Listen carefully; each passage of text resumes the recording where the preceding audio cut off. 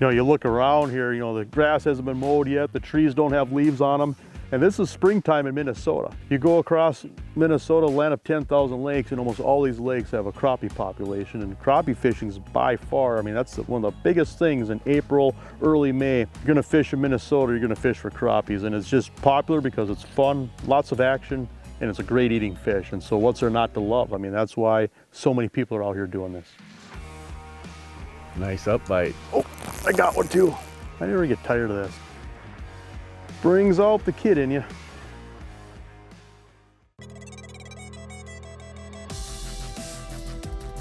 There he is. Oh yeah. Those are big smallmouths anywhere. We got her. Oh, yes. Wow. Ah, just a beautiful fish. This is incredible. Look at that beast. Got him? Oh yeah. Getting silly now. Keep on doing it. Oh, good fish. I don't ever get tired of catching fish like this. Wow, that is gorgeous. Jason Mitchell Outdoors is brought to you by Shields, Crestliner, North Dakota Tourism, Blackfish, Bismarck Motor Company, Salmo, Travel Manitoba, and Jason Mitchell Elite Series Fishing Rods.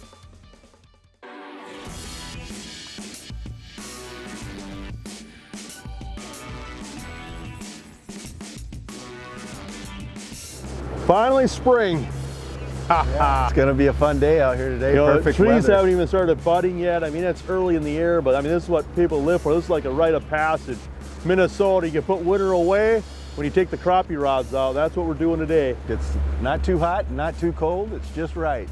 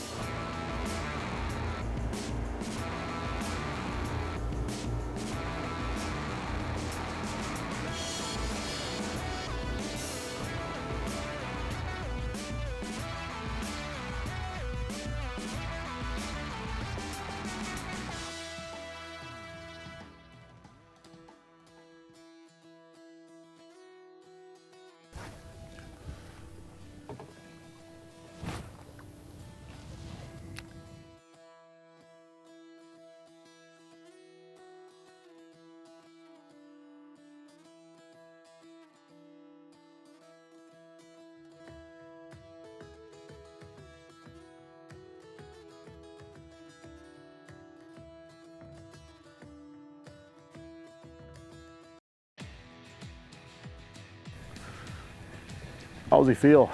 Feels good. All right. All right. Nice eater.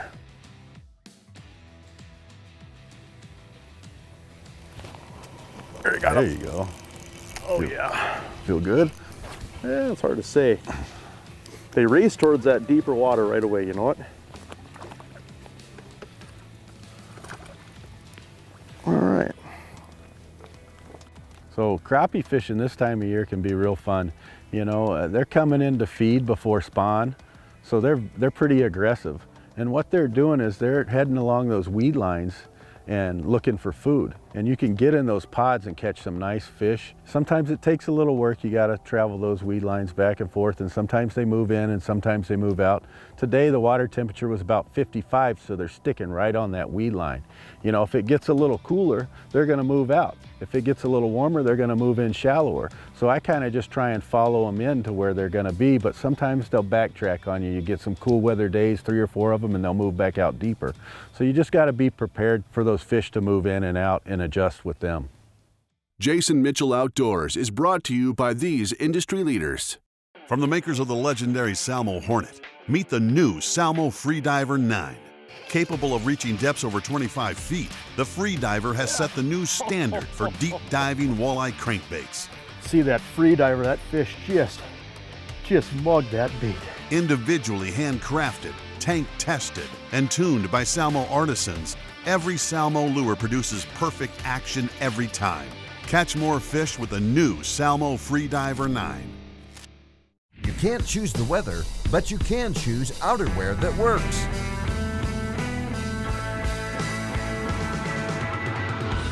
Technical apparel, rain gear, soft shells, sunwear,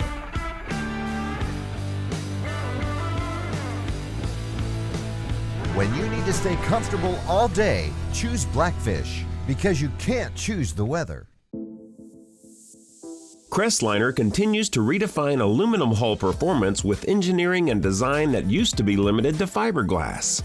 An all-welded aluminum hull, engineered reverse chine, work-hardened sidewalls, full-length keel, and the brand new APX hull design sets Crestliner apart from the competition.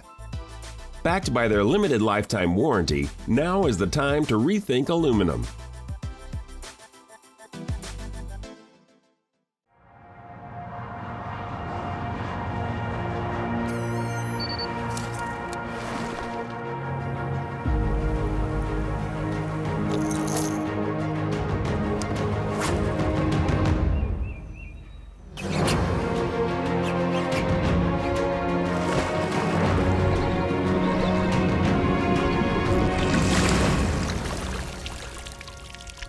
At Shields, we speak your language.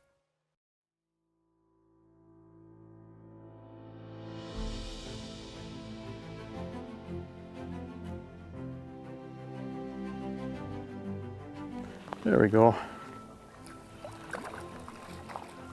Oh, good way to spend a spring day. It's gonna be a good way to eat. You know, Lake Osakis just has a reputation. It's just a great fishery. It's over 9,000 acres of water, so it's a pretty good sized lake. Lake Osakis is known for walleye fishing, but it's also really known for producing really quality panfish, whether it's crappies or bluegills. I got one here. All right. Just love it when you bend over these little rods, ultralight rod. And part of the excitement is just knowing that we're gonna eat good tonight.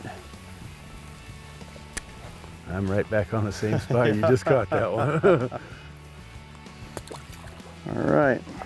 We're just kind of switching around, taking turns in the boat, you know. Yeah. There you got him. He's trying to get your line too. See, it's us against them, you know. They're trying to keep us out of the water.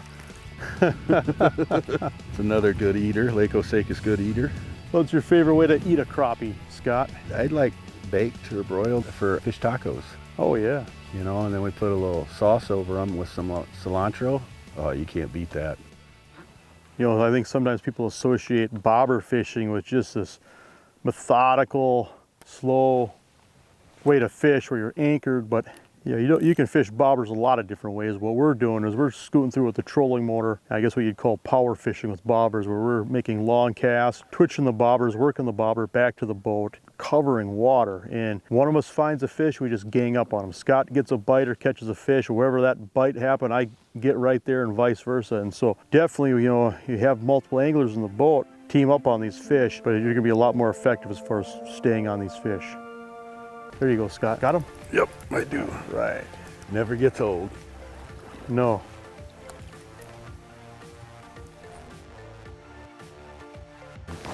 There, I got him. Ooh, you got him. That was cool. Did you see that bobber just tip over? Yeah. That was cool. Brings out the kid in you.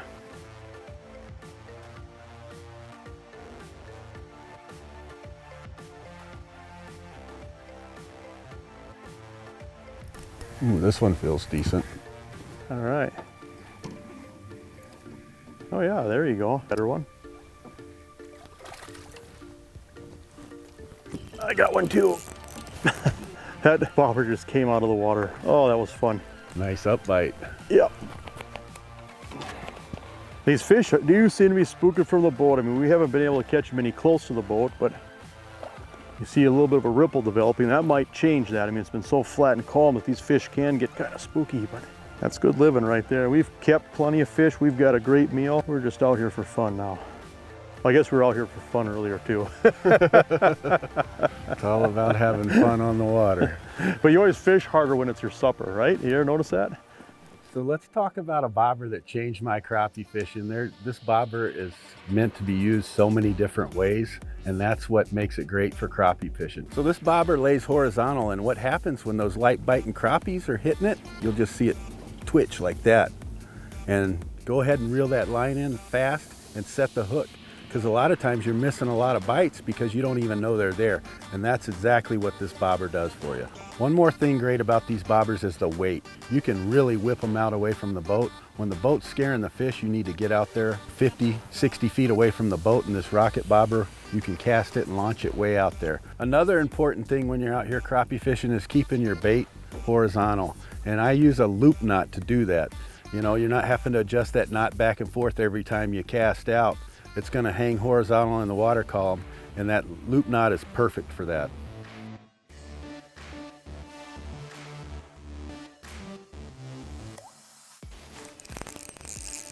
There, got him. It almost seems like you can spook these fish pretty easy as far as just bumping them or spooking them from the boat. Seems like we make some long casts in the area and we creep in. As we creep in, we just keep pushing the fish further ahead of us. But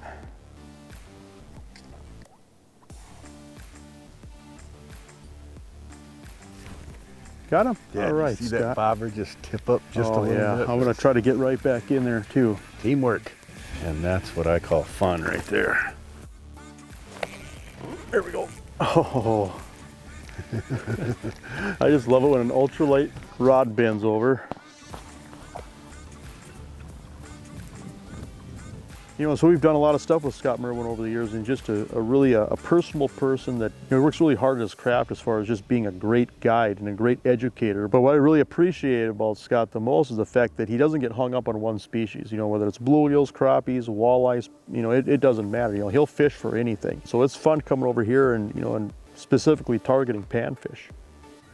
Got him? Yeah. How's he feel? Feels like a decent one.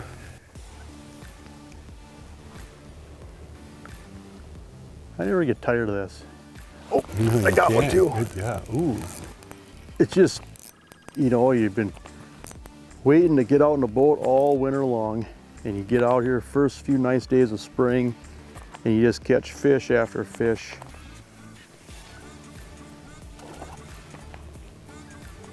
Oh. Yeah. That's just a great representation of a fish you'd want to put in grease right there.